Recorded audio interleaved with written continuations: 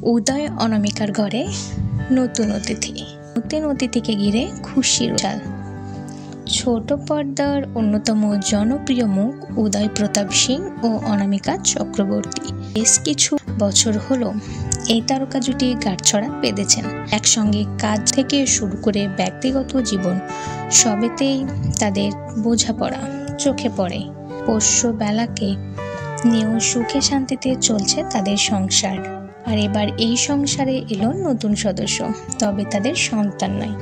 উদয় অনামিকার নতুন পরিবারের সদস্য আসলো একটি গাড়ি।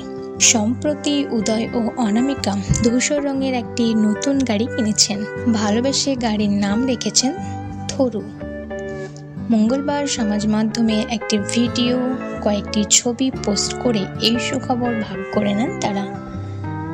ভিডিওতে দেখা যায় সাদা ফুল স্লিভ টি-শার্ট ও কালো ট্রাউজারে উদয় আর কোলে পোষ্যবেলা। অনামিকার পরনে ছিল আকাশ রঙের কুর্তি ও প্লাজো, সঙ্গে হালকা মেকআপ ফ্রম হেল। দুজনই মুখে খুশি স্পষ্ট।